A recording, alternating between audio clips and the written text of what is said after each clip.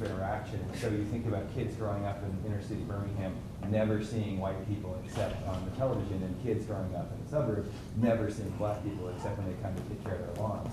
Like those are the corners that created Birmingham's reality. So thinking, we started doing Scholarly Farm, thinking about how to create corners, literally and figuratively, to provide that interaction. We probably had more success doing that than anything else, just simply creating physically a corner where people can gather and work together. So you start thinking about it as a corner provides a place for people to start a dialogue and start getting to know each other. And what Malik just said, I think, is perfect, because there's so many times where we think in our work that we need to have an agenda where we get to know something, where we talk to somebody and have these sharings of specific information. But really what it comes down to is, I need to get to know you, you need to get to know me, we need to develop a level of trust. And what I found in my work in 10 years of working in Birmingham is that the foundation of our success has been me going out and working my ass off and trying to develop a farm, working very physically hard and developing a trust with people in the community that see me out working every single day, sweating, but also having fun and developing a corner where I can sit and talk to people that come and interact with me. So the real interesting and fun part of that is kids, because kids love corners and kids love to have interactions. And in Birmingham, there weren't corners for kids to have those interactions. And so we had this mulberry tree on the farm that was, I think, a weed tree that grew up. Everybody knows mulberry trees? They're just amazing trees, but so often not thought of in terms of our agricultural system as a food source, but an awesome food source. So we had this mulberry tree growing on the far corner of our farm, and we didn't really pay much attention to it until the second year that we were there. The kids in the neighborhood came over just like birds flocking to this mulberry tree, and literally just scampered up this mulberry tree and just started just gorging themselves on mulberries.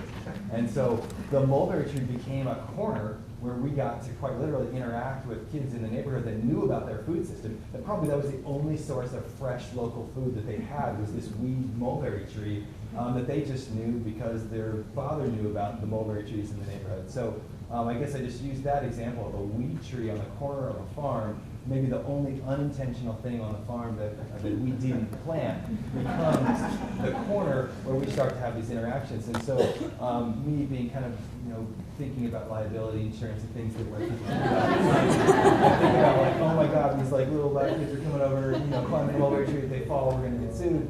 And so trying to think on the other hand about, okay, but this is a corner and this is an interaction, and this is where we start kind of providing a platform for dialogue. And so that quite literally was what happened. So we kind of start hanging out underneath the mulberry tree as the corner to start having interactions with kids in the neighborhood. Those kids get interested in what we're doing, and they take over community garden plots on our property.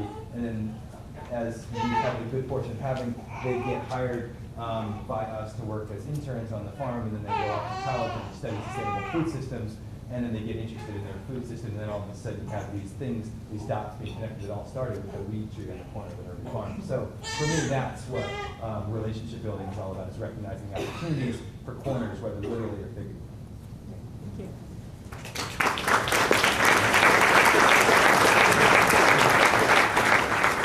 Dorothy, maybe you could speak to the working, you initially working with just farmers, and then over the past year and a half or so, really beginning to, in Delta Fresh Foods, reaching out to other sectors, unlikely bedfellows, those sorts of relationships. As initially when MEGA was organized, we worked with organizing farmers in the area to growing the foods that we needed. We were connected about a year and a half ago with Why Hunger. At that time, we knew them as Why. And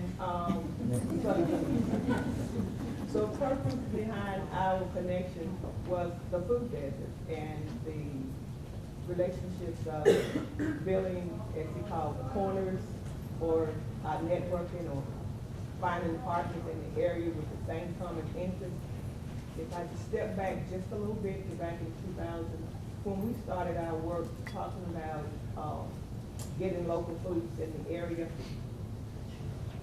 and we talked about doing it sustainable. First, we went through, for example, to Extension, Extension thought that we were weird and that it was not going to happen. It is almost impossible to grow local, especially organic food or naturally grown food. It was just not going to work. And it was, you know, this is what worked back in the 60s and 50s, Yeah. but, you know, the name of Monsanto is what redirected our minds to what we call now easy farming for those who can afford that. But at the same time, what are we doing for ourselves? When we do the easy farming with all the chemicals, I always say dilute you a little bit of any of the chemicals back in the day, DET. Just dilute it and drink it, you might as well, because you consume it anyway through your food. So, just to talk to our growers in that aspect of trying to get food grown. And if they, you come in the community and if you ask anything about me, oh, you want that lady that got the chickens or the lady that got the goats, oh, she lives over there. They never say, oh, the lady that has been living in this community forever or has the 5 children or whatever. It's always about the animals that I have. and of course that's fine because we've used that to connect with other things in the community or in our Delta area.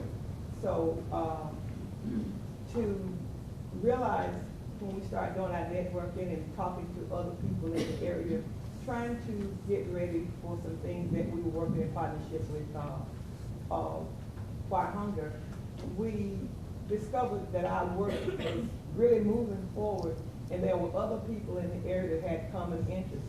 We were really surprised to realize that over the past 10 years, a lot of the movements that are now in the Delta, Mississippi, and there's still plenty that we have not tapped into. So our partnerships and our networking has really grown over the past. We are now working to try and resolve the food desert.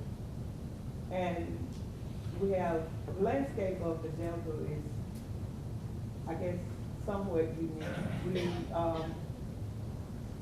our counties, you would say, probably have roughly 10, 15 different communities or towns within the county area, but you only have one major town that everybody flocks to, which usually is about 15, maybe 20 miles from where your home is, or the town or community that you live in.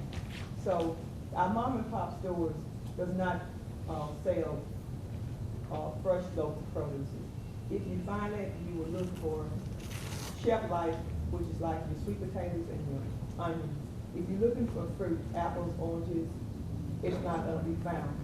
Even to have them in your backyard is a rarity in the area. So we are trying to work to resolve those things by organizing the various organizations in the community, and we are coming together as one. And the organization that we're working with, we've named it, and it's Delta Fresh Foods. And the Delta Fresh Foods is working together to build local food and build a healthier community. That's our overall objective. So we are working with these farmers and various organizations around the area trying to create a new food system or bring back our old food system. And we're doing that through, I would say, growing new farmers. And I look at growing new farmers the same way as I look at growing a plant. It takes soil to grow that plant. It takes healthy minds and education of our new farmers in order to grow that food. So we are nurturing our farmers the same way in which we are nurturing our plants that we put into the soil. It takes the same context in order to grow our new farmers. So that's the goal that we're heading in.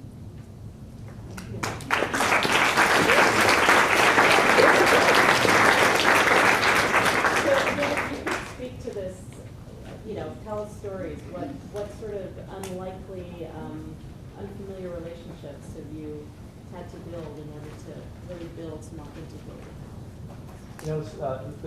Forgive me, I think I'm going to tell the story from Italy, because I think that, for me, gives me some kind of reason to move forward in times that are discouraging. I was able to take a course on cooperative economic development in Bologna about 4 years ago. And as part of reading for that class, I read a book by Robert Putnam, the same guy who wrote Bowling Alone. The book is called Making Democracy Work. And his book basically pointed out that the places in Italy that have the most democracy today are the places where workers' guilds organized in the 1400s. This is really long-term work. The core of that is people who are producers who knew that they had to figure out how to compete with each other and how to cooperate. They had to have standards to make sure their quality was good, so they would maintain their income, and also limit supply so they would not out-compete each other and drive the price to zero. Those relationships about being productive people in a very feudal, difficult, extractive economy form the basis of cooperation that still survives today in Italy. So I visited a machine shop in Italy in 2006, and this is a really instructive story. The Italian government in 1945, after World War II, said, we cannot compete with America and with the Soviet Union because we're too small. We have to think of something special to do to keep a small country intact. And they decided the basis in this province on cooperatives. So the Italian government subsidizes cooperatives the way we subsidize multinational corporations. And that means that if you a cooperative and you don't distribute your money to your members, you actually get a significant tax break, and the co-ops build big fortunes. It turns out that in this region of Italy, when a private business fails, it's likely to get bought by a co-op because the co-op has money. One co-op I visited, a machine shop, you have to pay, I think it was $40,000 to enter the cooperative. You have to join between 25 and 40 because they want someone who's old enough to be smart and young enough to stay there for a while and build up some equity. After working at 55 or 60, when you want to retire, you get all that money back plus interest. You get a pension from the cooperative and you get a pension from the Italian government.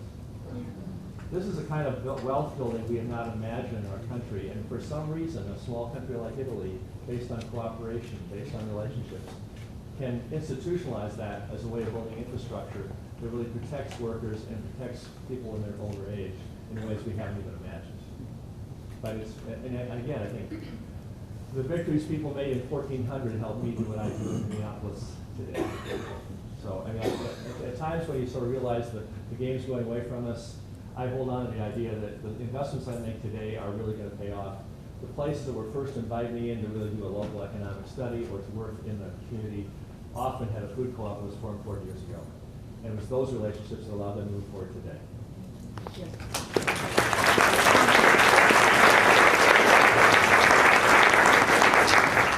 I have many more questions for these guys, but we're supposed to end at 10:30, I think. Is that correct?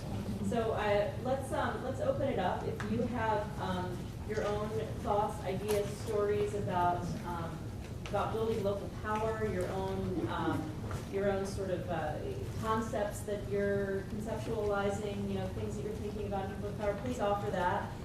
If you have a specific question for someone or generally, that's okay too. So we'll take a few questions and then I think we'll wrap up. We'll let you all wrap up. Yes.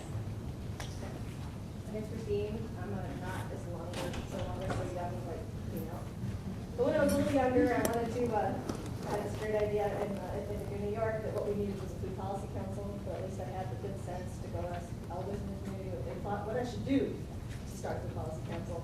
They're like, you don't get to tell us the answer, but it's okay to ask the question, what we should do about food injustice and inequity. So I did that a little bit. But in that process, I think, in a lot of the other sessions I've been in, people talk a lot about how important it is to start action and to do something now.